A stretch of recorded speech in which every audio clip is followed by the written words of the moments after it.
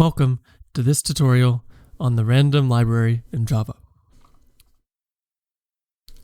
Today, we're going to be looking at the random class and introducing three methods that will help create random values that can be used in almost any situation.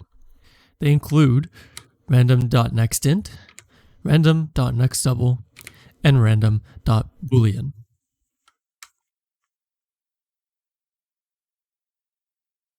First, let's take a look at random.nextInt. The method takes one parameter, an exclusive stopping point for our random number. This method returns a random integer from 0 to stop exclusively. This means that for a random integer n is greater than or equal to 0 and is less than stop.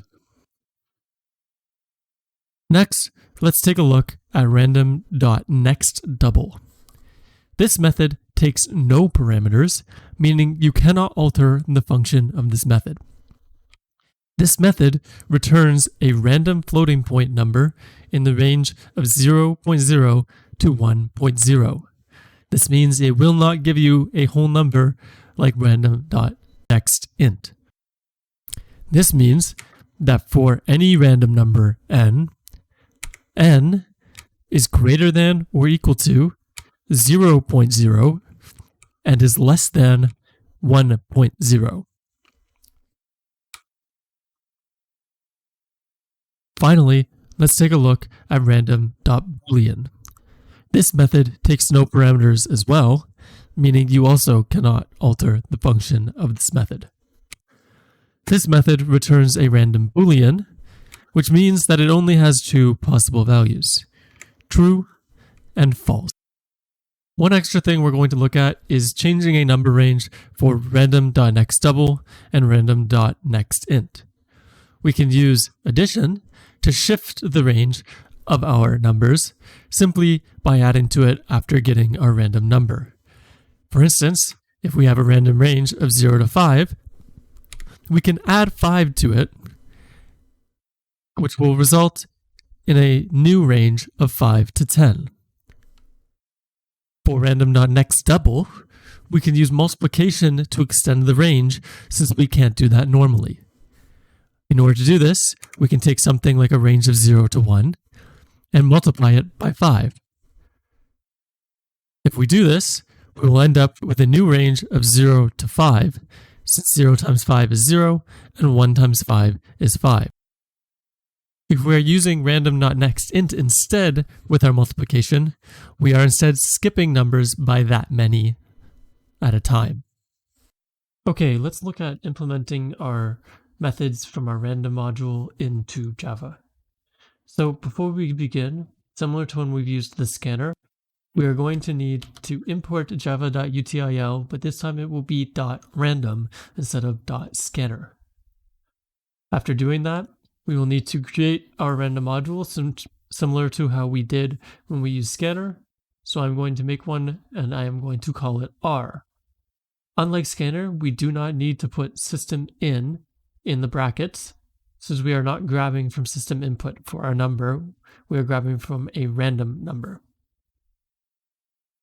Next up, I'm going to create three variables here, num, num2, and bool1, each to store our variable values that we are going to get from our random. Let's try using the random module, and we're going to be using random integer from nextInt. So I've said that num is going to be equal to r.nextInt50. The important thing to remember here is that the number in the brackets is the total number of choices that you're getting. So in other words, it starts at 0 and will go to 49. If I run it, you'll notice that I get a result of 24. If I try running it again, I get another result of 24, then 9, then 23, and then 26. So I do get a large array of random numbers. Now, if I want to make it so that I want to start something besides 0, since my range always starts at 0, I'm going to have to add to it like I talked about before. If I add 10 to this range, instead of going from 0 to 49, and in fact I'm going to change it to 51, so I have a range of 0 to 50, I will add 10 to get a range of 10 to 60. If I run this, you'll notice that I get numbers that can never be less than 10, and that I do have a chance of getting a number greater than 50, such as 53. If I want to change my set of numbers, such as to even numbers, I can multiply by 2, however this will also extend my range up to 100, since I now am multiplying the range from 0 to 50 to 0 to 100, which is 2 times as much. If I run this, you'll notice that I can't get any odd numbers anymore, since I'm multiplying those odd numbers by 2 to turn them into even numbers. Now let's look at next double. So next double is giving us something between 0 to 1, always. If we want to extend the range, we need to use multiplication. If we want to shift it, we need to use addition. So I'm going to change our output here to be num2 instead. If I run this, you'll notice that I get a number from 0 to 1.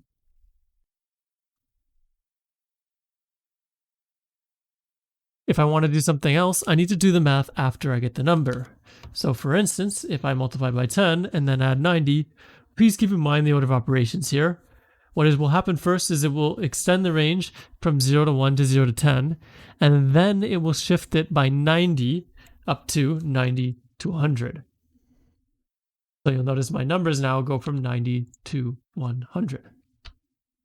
Okay, please remember that multiplication extends the range. Likewise, you can use division to reduce it. You can also shift a range the opposite direction by using subtraction instead of addition. Last but not least, let's look at next Boolean. Remember, this will give us a random true or false value. I'm going to change our output to bool1, and you'll notice that when I run this, I will get a random Boolean because sometimes it will be true, sometimes it will be false. That concludes our lesson on random. Please remember to use these whenever you want to get a random number. It will make your life much easier, and there are many ways to adapt the numbers to suit every need that you have.